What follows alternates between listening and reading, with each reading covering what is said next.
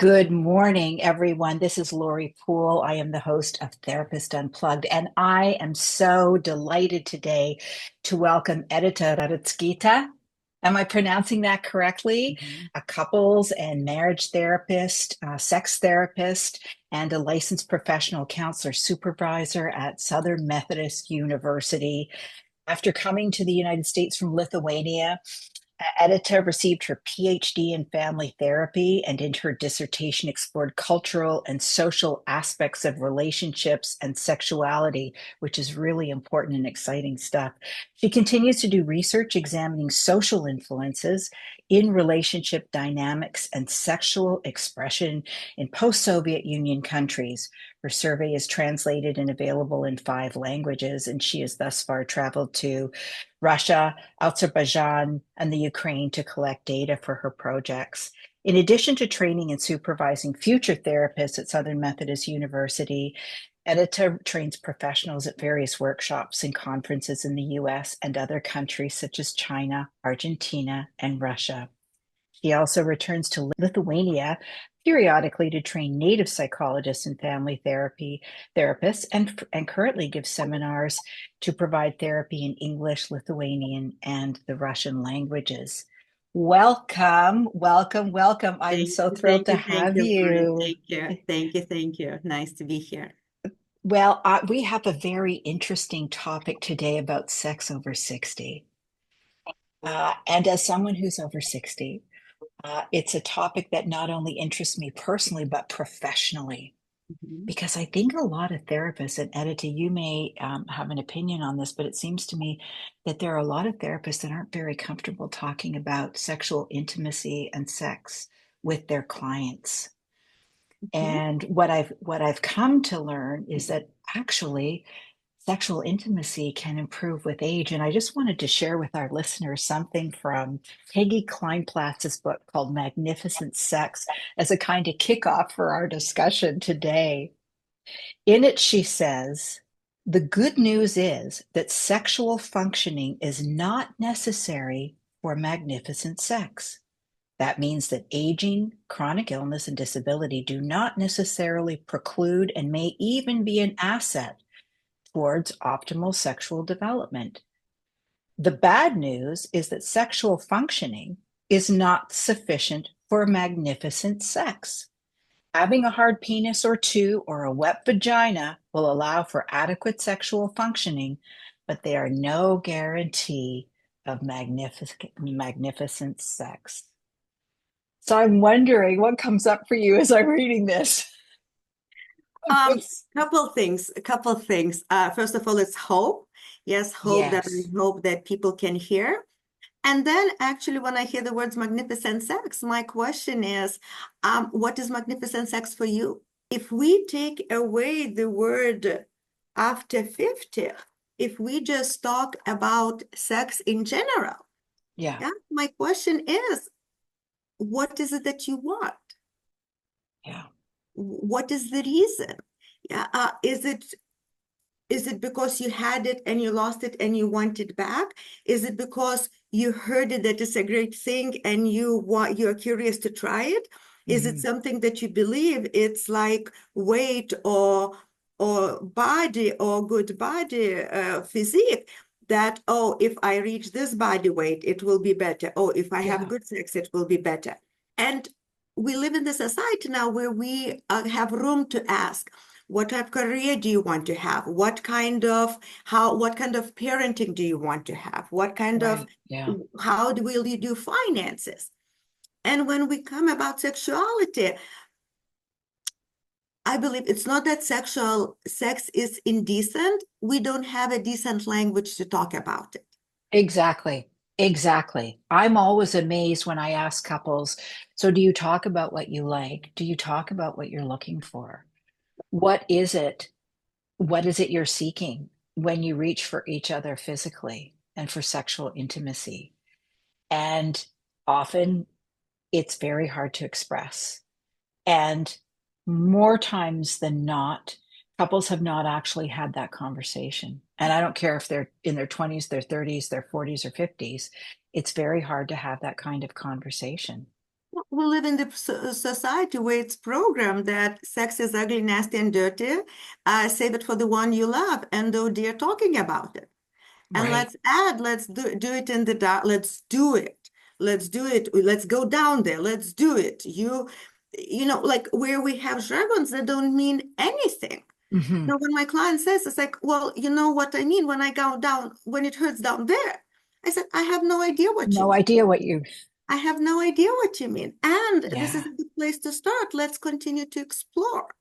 right. So, you know, not only we're in the dark and we are trying to be naked and trying to be comfortable, then we have a couple more glasses of wine, and then we're trying to make sure that the kids are not making a lot of noise. Or if it is, we're in the empty nest, you know, it's like, so what does it mean? Oh, we have all the freedom. So hold on, we have all the freedom. I'm still uncomfortable taking my clothes off. That's right. And Yeah. now I don't have an excuse. You know, let's go to the children. You know, Right. let me go take care of the children. So, Yeah. you know, before we start conversation about the function, you know, I am sex therapist, and I tell my students that sex therapist is a therapist who does not get distracted by sex. Because before we talk, you know, and as Peggy Kleinblatt said, before we talk about penis and vagina, we need to talk about what's in your heart. Yes. Tell me what sexuality means to you. What does intimacy mean to you? Because really, when we take it all down, we want sex, whatever kind of version of sex. So sex, penis, vagina intercourse, it's for procreation. Yes, that's our Right. Yeah. main place, main function. But after that, we're looking for sex to have some combination of pleasure and safety. Hmm. Pleasure and connection. Some Pleasure kind and of pleasure, connection. pleasure and connection. Yeah. And in order to balance that pleasure and connection, we need to balance risk and safety. Yes. So there are these two. So risk and safety allows our nervous system to know how far to go to be still relaxed and still be relaxed. Pleasure and connection are the two main aspects that we seek when we enter the vulnerable space. That's right. That's right. And it's so interesting because in reading about, pleasure, connection, what is it? What is magnificent sex? Because what it is for one person might be Mhm. different from somebody else. Mhm. It seems that the one of the main features is communication. So the couples who talk about their experience with magnificent sex is also based on their ability to communicate, to negotiate, to express. This is what feels good. This is what I want. And the safety and the risk are such that they can actually kind of abandon themselves and just be totally into how they're feeling and their partner, right? Being tuned in to each Mhm. other, but it's so much about communication, whether it's verbal communication, physical communication, body language, facial expressions, sounds, all of that. Um, in her research seems to be major contributors to what people are identifying as magnificent sex, which is that combination of pleasure and connection. Mhm. Yes, it is. It is. Yeah. And you know, when we have people who are not connected to themselves, who Yes. who you know, and when we're talking about people who are in their over 50s, you know, we're talking about generation close to baby boomer generation. At that time, it was before birth control pill was invented, before birth control pill, or just as with all the controversies. Sexuality was, we're not as free in sexuality because the risk and safety was Yes. extremely difficult. Yes. So now, and I'm aware that I kind of took a detour. We were talking about authenticity and being, you know, being present. But when there is risk, when we have high risk, when we're afraid of something during sexuality, relaxing can be vulnerable. It's difficult. What Very about, it's like, difficult. so going to magnificent sex, I would say that one of the criteria, and it's like, so now, before we even go, who's involved? Who's Mm, involved in magnificent sex? Is it you and yourself? Is it you and your partner? Is it multiple partners? hmm. Is the devices involved? Is it different areas involved? Like, what does that mean? And we know when we talk about sexuality, we're worried about being judged. Very much And, so. and we're afraid that once I'll say something, uh, once you'll hear something, you cannot unhear it. And if this is not something, and if I see the face of judgment, how do we come back to it? That, you ask sex therapy, it's like, this is where sex therapy is good. Sex therapy helpful. Sex therapy helps you navigate the beginning of these conversations.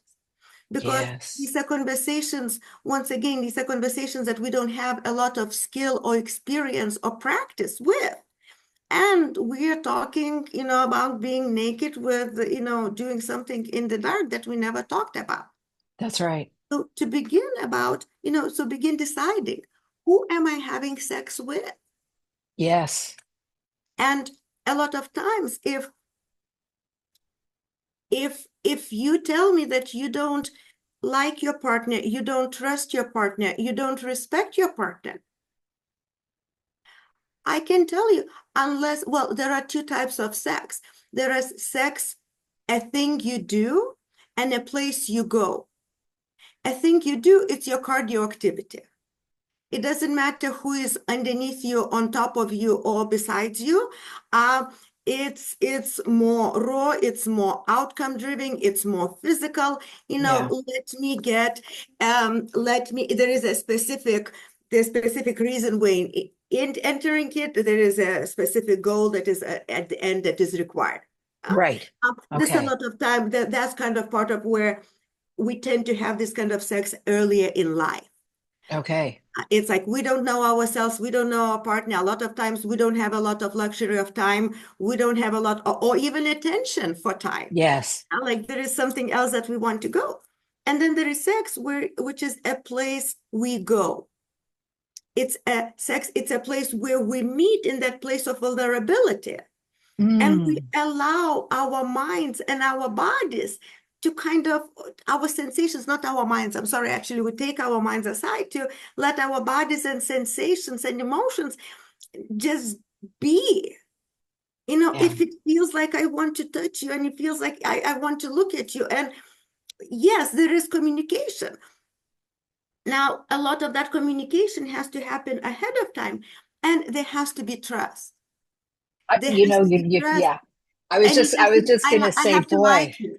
I I have to have to like you and like I have to trust you because that vulnerability, like you said, once I see something, I can't unsee it or I can't unhear it. and if I judge you, what you see, and that's what happens. If I am hearing it, there is a continuum of judgment and curiosity. Hmm. If I'm hearing on the continuum of curiosity, I'll want to learn more, Right. and you'll feel my connection. If I'm hearing from the side of judgment, I am now distancing myself. I am putting myself as one up or one down, but I am detaching from you. Right. Yeah. So, so going back to sexuality after 50, now, in addition to us not talking about sexuality, in addition of us either having or not having good sex life before intimate life, Hmm. before our bodies start changing. That's right. Yeah. My dad said, it's like when you're 60 and you wake up and nothing hurts, you have to make sure that you're still alive. It's amazing of how much our bodies experience through the years and how much it shows up. Hmm. Right now, being sexual, we need to like, oh, hold on, my hand arthritis. Oh, we cannot lay like this because my back hurts. Ouch, ouch, ouch, ouch, ouch, ouch, ouch. It's like I hit something yesterday, it hurts there. Oh, and Yeah. now we add, oh, we cannot do this position because my tummy is showing. Oh, we cannot do this because, by the way, breasts don't sag, they relax. I love Uh-huh. that. So partly before we go and explore sexuality with someone else, so when I'm working with clients, my first question is, do you have a partner whom you like, with whom you want to explore it? If they're going as a couple and one of them says, I want my wife to want me, great. Do you trust that your wife respects or likes you? Mm. You know, Yep. if we don't have respect, anything that we do to anything that we push into will not work. And it can be anything. If I don't respect my partner and my partner says we have to go on this trip, you have to go with me, and because it's my work trip and I have to, you absolutely have to do. If I don't like and respect my partner, that trip will be hell for me and for him. That's right. I mean, if you don't like and respect your partner, it's going to affect all elements of your relationship, not just your sexual intimacy. Absolutely. And a And lot of, why would you want to be intimate, like emotionally intimate with someone that you don't like or respect? because they believe that that will save it. That See, sex will that's the save it? hope. That's the hope. The hope is, pornography. It's the hope that, oh, if you'll stop watching pornography, things will get better for us. Yeah. It's the hope. And it's hardest to look into ourselves. I truly, I believe that sex is difficult. Yes, there is societal, all the loud things. Magnificent sex is best when we're the most comfortable and confident with ourselves. Edita, don't you think, or would you agree that the relationship with ourselves guides almost everything in relationships, period? And it's often the thing that gets the least amount of attention because we're always looking towards our partner for some Well, kind of feedback and not really like what is the degree of comfort you have with yourself in how you express yourself, how you feel about your body, all of those things. It seems to me all roads lead to, what's happening for you internally in your relationship with yourself. exactly. And Yeah. and sex can be a place, an entry to the relationship with yourself. Because Mm, relationship with self, it's a physical relationship, it's a mental relationship, it's emotional relationship, it's career relationship, is role relationship, is family relationship. Sexuality can be one way. Creativity can be another way. Yes, discovering yeah. yourself, creativity. We live in society, I keep referring to that we confuse self-love with selfishness. Yes. Can you describe what the difference is? Or to share with our Um, listeners so what the for difference me, is? selfishness means when we are focusing on ourselves at cost for someone else, Okay. at the cost for someone else. At I'm the doing cost. something that I am taking from someone in order to focus on me. So it's a boundary thing. Self-love is me focusing on myself when independently from other people. Now, here is the boundary where commence. When we live life where we believe that we're responsible for other people. And here Mm, is that control. When I'm responsible for other people, I have excuse not to look at myself. that's right. Absolutely true. So, another question, so another comment that will go to magnificent sex. Yeah. So it's like one, we want to know, in magnificent sex, we have to have magnificent parts. And one of the parts is you, bringing Hmm. yourself as a magnificent you. Yes. Then exploring the boundaries of if I am involved, like who needs to know about my sexuality, who Yeah. like like if I'm in partner relationship and I'm exploring solo sex, is this something that I want to tell people or not? So actually, we're at the time where we can still do it. Let me introduce you the framework of from Doug Brown Harvey, and it is sex principles of sexual health. So what he, instead of using the word magnificent sex, he Yeah. actually, so he created it for people, for mainly he worked with men who have out of control sexual behavior. Yet this model of principles of sexual health and the vision of sexual health really kind of creates a vocabulary language that we don't have. So his idea, the main concept that he has is just as magnificent sex, we don't know who are we sexually. What are our boundaries? What are our limits? What do I believe in? So when someone comes and says, I want my partner to please me. Say, great. Do you know the list of reliable ways that your body can be aroused? Mm. So not only do you know reliable ways how to arouse your partner's body, do you know reliable ways how to arouse your body, how to create Yes. arousal in your body? Now that's different than desire. For desire, we turn ourselves on. Yeah, but now I'm going into different topic. Laurie, I have so much to tell you. It's like I'm going, I am going. I love it. I love So, it. so what he talks about, so he says, like, we don't know what is our vision of sexual health. We talk about the physical health, we talk about Yeah. mental health. Yeah. What does it mean, healthy sexuality?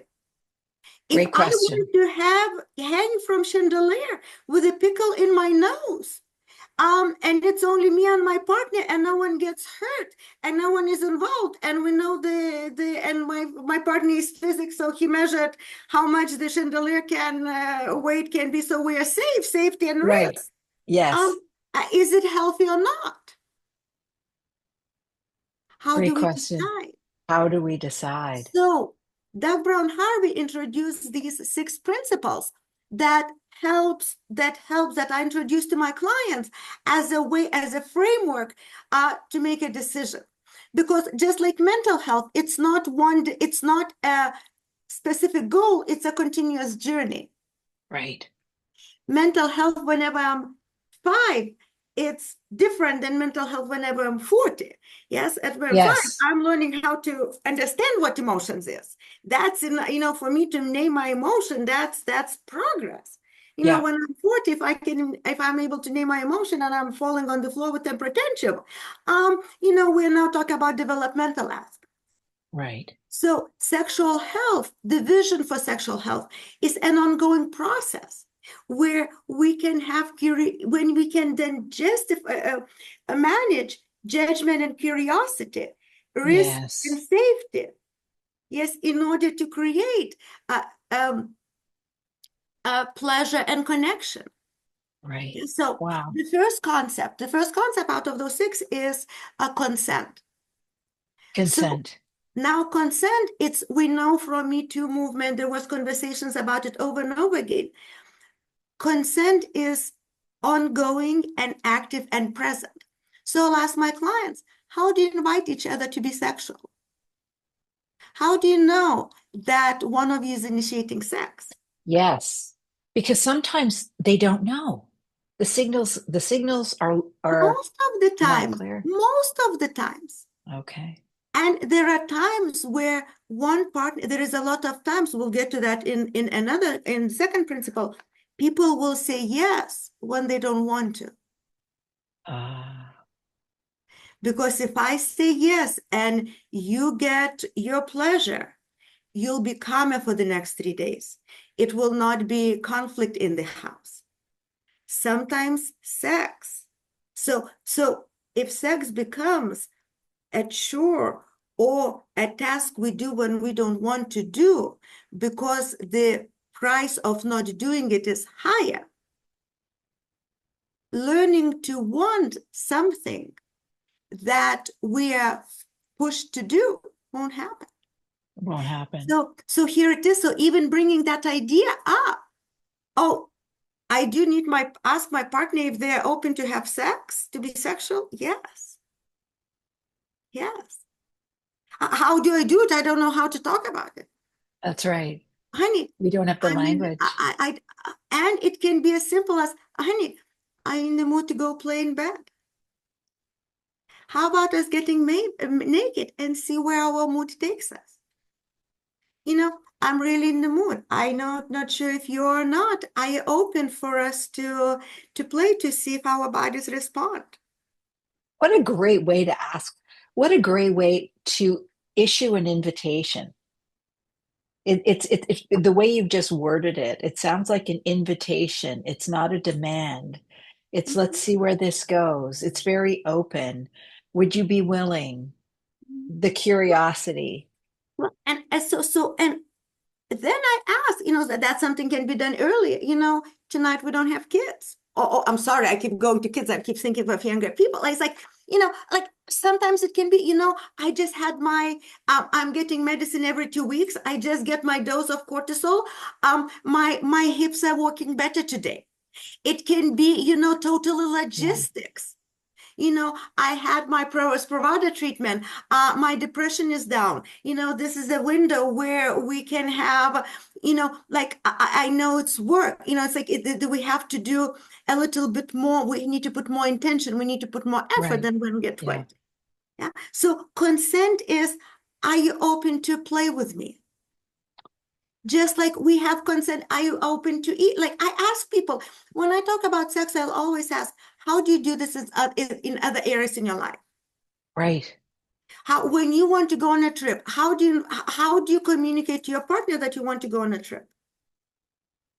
When you want to invest your money or you want to take from retirement money, how do you bring it up? How do you talk about it? Yeah, so And then we we don't need to can create new skills. We can use the same skills use what we that already have. transfer. It's much easier. We are making Yeah. it harder because we don't know. So here is first, yes, consent. Like, how do you know that your partner agrees? How do you know that you agree if you're consenting with yourself? How do you know if you're being sexual with yourself or with your partner once a year, once a month, once a day, whatever it Mhm. is? How do you know this is the time to do it? How do Yes. you How know? do you get consent? How do The you second know? aspect, the second principle is non-exploitation. And we Explain. don't want to talk about it because we believe we're decent people. We're good people and we never exploit. Exploiting is coming home, like exploiting means uh, withholding something that we know that another person, if they knew it, if they had that data, they would act differently. Okay. When I know, if I'll tell my partner I really want to go, or I want to really go to this weekend, he'll want to stay, do something else, so he'll try to convince me differently. I will wait till the last minute, or I am strategically. So where strategy, where exploitation comes Strategy. in, it's when we talk about therapy, it's a manipulation. Hmm. Is it, when it's like strategic therapy specifically talks about manipulation. Yes, we create room for people to think. We hold space for people to think differently than they usually do. Right. Yet in therapy, we do it knowingly. They don't come in here to get their checks balanced, and accidentally they kind of get stripped into doing therapy. We have an Correct. agreement. Yes. So when we have exploitation is when we do something without an agreement. Okay. So for Without example, an agreement. when I say yes to sex and I really don't mean it, I'm actually allowing my partner to hurt me. I'm participating in my partner violating my boundaries. How many people do you think consider that? I'm allowing my partner to hurt me when I Mhm. say yes to something That that I I don't don't want to want do. him to do. Wow, that's big. And I can understand and I hear where resentment builds up when Mhm. the mouth says yes and the heart says no, I don't want to. And it may be Yeah, trauma and it's possible that we don't have the voice to say no. that's right. I'll ask, do you have a reliable way how to say no to things that you don't Mm, want to do? Do you know the things that you don't want to do? Sometimes we get so used to being told what to do, that the best way of survival as a child is for us to dislearn or disassociate from what we want and what we like. Then That's we right. like and want everything. Because it's not safe to express or to show distress. So exploitation happens much more often than we're aware of. We just don't Yes. want to acknowledge it and don't want to sit with Yeah. it because it's hard. It's uncomfortable. Yeah. Very And uncomfortable. magnificent sex, like magnificent body, like magnificent performance, it requires work, Oh, yes. requires discomfort. So these kind of Yeah. conversations is the price towards magnificent sex, Hmm. is sitting with it. Yes. Sitting So with it. we have consent, Consent. then non-exploitation. Yeah. Then we're looking at shared values. If one of you wants to have, like they like, and I have couples, and we sat in the room, and I was tearful with them, where they love each other. They absolutely love each other. They enjoy all the aspects of their life. One of them is absolutely to the core monogamous. Another person is like, really, for me, the idea of being with one woman is just like, it's claustrophobic, it's closing me. Hmm. And we would look for negotiations, looking, don't ask, don't tell, looking for different ways. And it's not like, you can see it, when one person tries, it's like you can just see that I'm irritated with you, just even sitting with it. Yes. Another person is like, I'm nervous when you do anything you do. Hmm. So what do we do? And Esther Perel says that a lot of situations are not problems to solve, they're dilemmas to navigate. Hmm. And sometimes we don't like what we want. Some say that again. Sometimes we don't Sometimes we like don't like what we want, what we're drawn to, what excites us. because there's shame, there's And not Jen, necessarily. There what are is people, it? and now I'll touch a little controversial topic. There are people who do get aroused and are excited from children, and they Hmm. never acted on it. There are people who are attracted to the same gender, and they don't like that attraction. Okay. I We understand don't what you're saying. like what we're drawn to. We don't always like what we're drawn to. Right. And we know when it comes to sexual preferences, John Money tried. There is different therapists who tried. We don't have a lot of good luck or reliable ways how to steer Hmm. a person into different sexual preferences. Shared values can be, again, another tough conversation. And the conversation can be basically with myself. How much of those values I'm willing to work through? How much am I willing to push in? It's like to work together. It's not about compromise. It's like, compromise. I want sex 360 times a year. You want one time a year. If we compromise for 150 times a year, it will be still 150 times too little for me and 150 times too much for you. Hmm. It's that navigating those dilemmas. It's navigating the dilemmas, for example, with older couple, when one of them doesn't feel comfortable for another person to drive. How do we have those conversations? Yes. Yeah. How do we have those conversations? Yeah. Yeah. It's the same. How do we have conversations that, my penis, I am not able to get my penis erect as reliably as I can.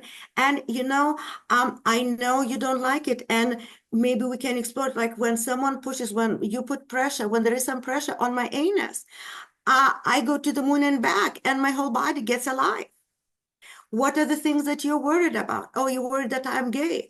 Okay, what are the things that we can talk about that helps you to Hmm. ease your pain, your tension? Oh, it's not clean. Oh, okay. Well, is this something that you're interested in? There is opportunity for, there is option of enema. There are option of finger condoms. There is toys. Are you open any of the ways that you, what are the ways that you're open to play with it? You're not open Hmm. with that? Okay, well, there are plugs. How about it if we put something in and it is in my body without you having to touch it or deal with it? How would that be? How about us going to the therapist or to urologist and helping understand the anatomy of human body and watching how prostate actually, how through anus we stimulate prostate. Right. So shared values, yes. What is about it that you don't like? If the answer is, I just don't like it. Well, okay. And so what do we do when you say you Hmm. don't like something that is very important to your partner? How do we talk about it? It's I the am the, dilemmas you navigate. It's how you yes, navigate that. Yeah. and I don't have an answer. I don't, and I'm not attached to answer. And I think that's where therapist is different than your friends, because your friends will know what's best for you. And Always. they'll be very excited to tell you that. And they'll be very invested in whether or Absolutely. not you take their Absolutely. advice. Absolutely. Yeah. Yes. And then, so we have consent, non-exploitation, shared values. And again, all of these, we have to decide what's my relationship with it within me. And then what role does it play, all those principles in the relationship with my Mhm. partner or partners. So the next one is honesty. How honest am I with myself? How honest I am with my partner? Mm. How honest am I to say to myself, I really don't like being sexual with what we do with my partner? I never orgasm. Oh, so I had a client who came in. It's like, we have been together for 30 years. I faked every single orgasm. And I am nowhere close to telling my partner that. Hmm. That's her agreement with herself about honesty. Yes. It's Yeah. not up to me to come and say, no, honey, you have to do that. You have to say that in order to have magnificent sex. No, it's not my decision. That's right. It's up to And it's her. principles. It's not rules.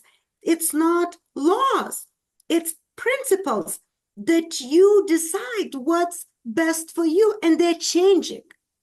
You may be with another partner. You may start that conversation from, or I don't know, you may have near-death experience or some kind of butterfly moment where it becomes important to tell.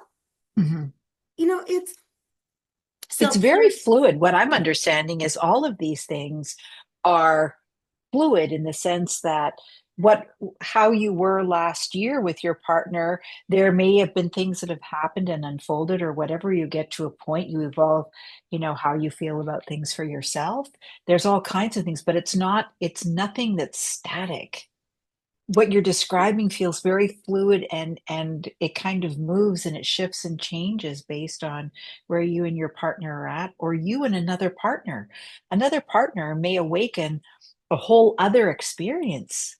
well, and that's the whole idea, it's like, so that's why when we talk only about penis and vagina, Yeah. we're leaving the whole lot outside. Oh, You know, absolutely. um, So much we're leaving. Once again, as Esther talks, it's like penis and vagina are just two tools. You have the whole orchestra that you're That's not even paying right. attention to. Yes. Yes. Yes. So, Yes. so here is our honesty. Yes, honesty. Like, am I open to tell my partner I don't like when you do this? Mhm. These two clients will say, it's like, oh my goodness, how can I tell them? I said, well, when you get married and your partner, loves cooking and they put a pound and a half of salt, how long will it be before you say, honey, I love you to the moon and back. Can we go lighter on salt? Yeah. Oh, I'll say it immediately. Uh-huh. So what's different about, honey, I love you to the moon and back. I actually really enjoy when you squeeze my nipples. And when you squeeze them, when I am not aroused yet, the tension is a little too much. Can we go lighter? So it may be something that I'll say earlier, like after this, maybe I will not say in the moment. Maybe that's something I'll say later. Maybe that's Afterward. something I'll say before our next sexual experience, or we have conversation. Sex doesn't happen that period of time.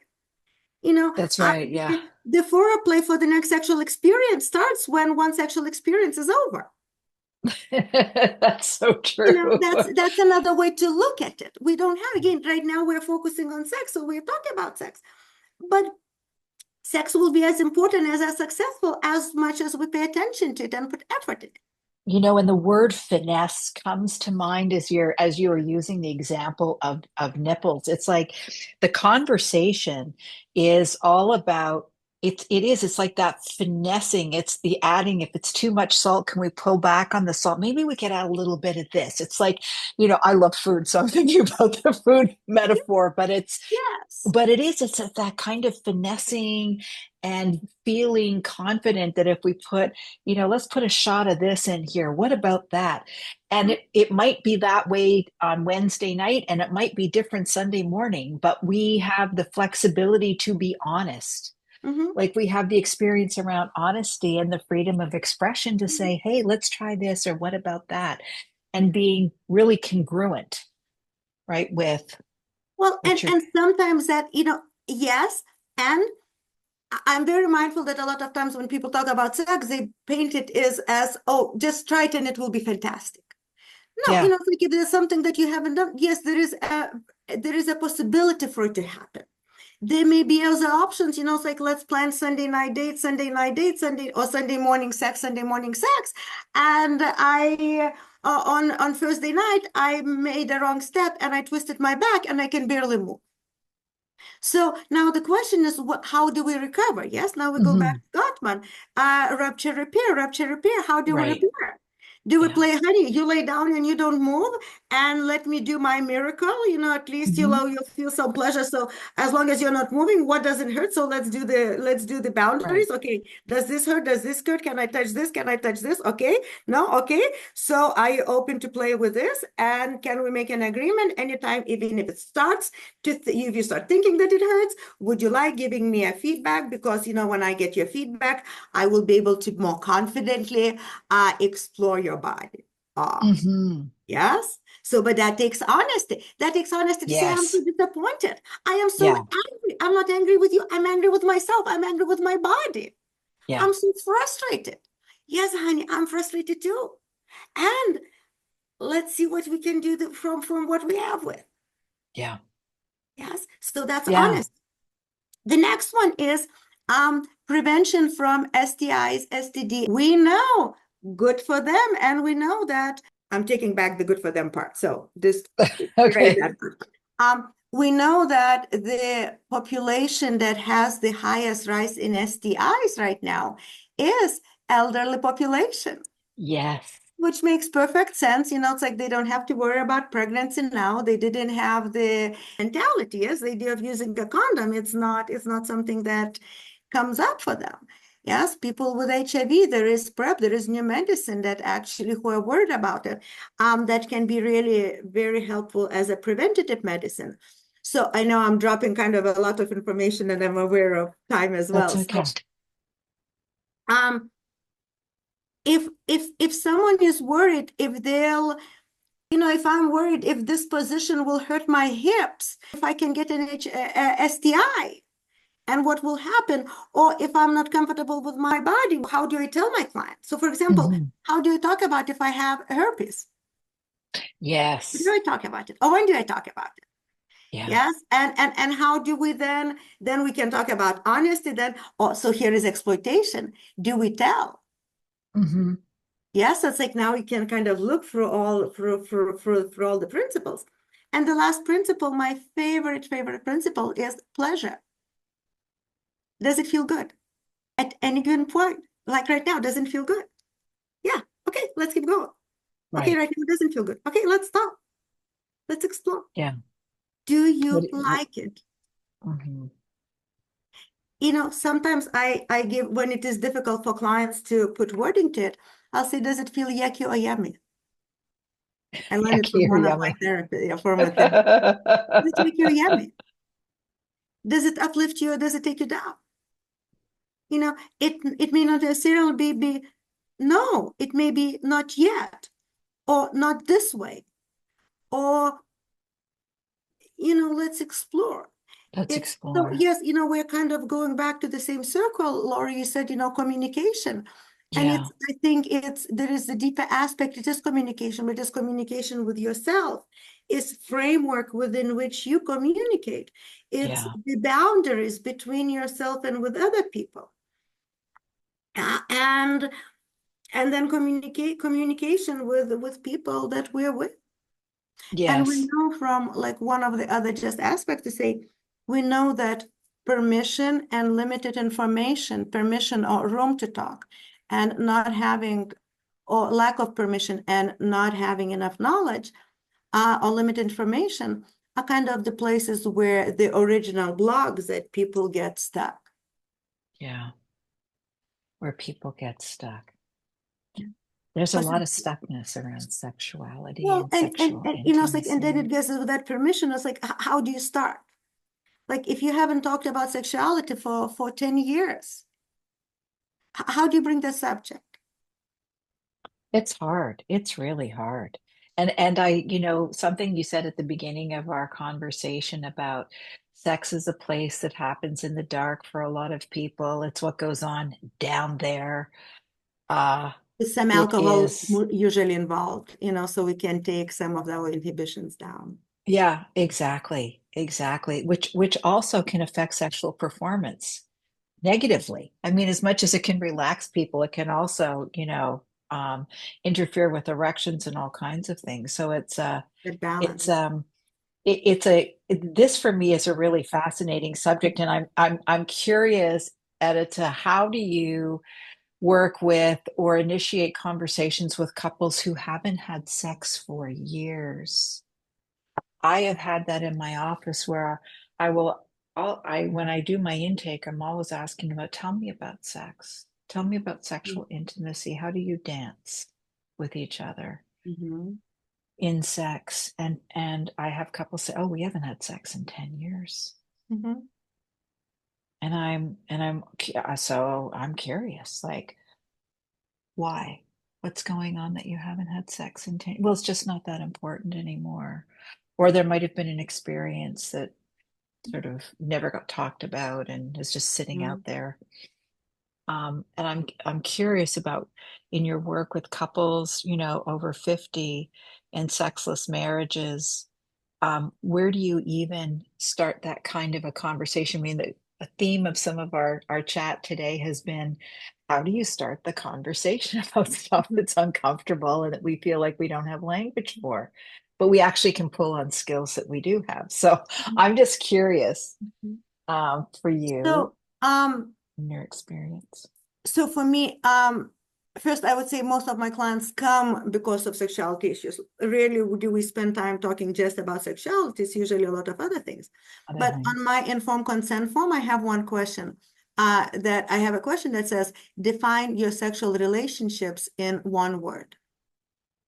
So we know that safety, risk and safety. So here it is, you're meeting a person whom you don't know. You know that they're sex therapist. So I'm being very structural. I am giving you a very specific question with very specific expectation. Give me one word. So I am telling you, we'll talk about it and we will have structure. So you feel more comfortable putting one word that knowing or judging how much I can put and how much not I can put. And then the conversation starts. So I see that you put broken in your answer about sexuality. Tell me about broken. If they come in and they bring the idea that sexuality is the problem, I'll ask if sex was not an issue. If you lived in the world where sexuality didn't exist or it was all the way you wanted it to be, would the rest of your relationship be the way that you want it to be? Great question. So, when someone comes and they say, we haven't had sex for 10 years, I said, is this something that you're interested in? There are people who have not had sex for 10 years and they're perfectly fine with it. They're very happy. They're And very I need happy. to like that's something I needed to learn. I needed to learn, hold myself back and not project on Yeah, them. No, no, no, no, no. You need to have right. this. You don't know what you're missing. Yeah. What's happening that you haven't had sex in 10 No, years? no, no, no. For some people, the problem, what happens where you see the most pain is when it is a discrepancy. When one of Hmm. them wants it and another person And the doesn't. other one doesn't. That's really hard. Yeah. And then, That's it's very like there is hard. a joke that there are 3 ways of how to work with how to help sexual desire clients with sexual desire issues, and no one else knows who are those 3 ways because it's just so much things involved. Yes, we have culture, we have physical aspects, we have emotional aspects, we have biological, we have every single aspect in the world that is participating in it. Mhm. No, so it's a conversation. It's an ongoing conversation. It's yes, there is a lot of as we're beginning, we're kind of closing the whole circle. Yes, as with age, with experience, we do have more capacity for more magnificent sex. Absolutely. Every single one of us have more capacity for magnificent sex. It's will we put the work in it? Like just as younger, we have much more capacity to run fast, to have quickest, to get aroused just by sneezing or looking at the leg of the chair. Later on we have capacity for experience. I love that. We have the capacity for experience. And the question is, will we put the work in it? And it's like when you have a surgery, you'll walk only as good as the amount of work you'll put in physical therapy. And yes, Yeah. it's annoying, it's aggravating, it's sometimes belittling when you were in the gym running triathlons and now you have to take 3-pound weights and Mhm. lift them. But that's the work. Sex is no different. That's so interesting. I love that because I think that in my experience in talking with couples, that it's something that they think should just happen Mhm. without intention, without conversation and communication. And it doesn't just happen. You do have to put in the work. Well, I'll ask them, if you put the same amount of attention, intention, energy, focus in your work, in your career, as you put in your sex life, how successful would you be? Mm. If you put the same amount of intention, attention, focus, knowledge to parenting, how good of a parent would you be? Mhm. The Yeah. problem is that a lot of times it is we think about sex or we have sex when we are too tired to do anything else. And once we grow up, there is never natural time for it. Never. Yeah. No. That's become increasingly clear to me over the years is that the intention, the focus, the priority, the Mhm. energy and effort is all are all factors. And I just love what you said moments ago about with age, we have a greater capacity for the experience of magnificent sex. And it's not about erections and wet vaginas. Mhm. It is so much more than that, And it can which, be part of it. Absolutely. It's like it's both and. Yes, yeah, absolutely. both and, But not there is one a whole or. orchestra. There is much more to the orchestra than if you necessarily. Absolutely. And these days, of course, as the baby boomers have gone through this and continue to, there are all kinds of resources available for the physiology, but I think also for the emotional and the spiritual and the mental aspect of all of this, which is very exciting and gives us hope Yes, yes. for magnificent sex and increased well-being because of sexual experience when we cross over 50s and 60s and beyond. It That's doesn't mean the exactly end right. of something at all. We don't, our license to have sex doesn't expire when we turn 50. There you go. It stays Our with us. license doesn't expire when we turn No, 50. no. Edita, thank you so much for this conversation today. My It joy, my is pleasure. inspiring to me as a woman in her 60s, but also as a therapist. You've given me so much to think about. And I think there is hope for just this incredible experience that magnificent sex can bring, however one defines it. Absolutely. Absolutely. Absolutely. Yes.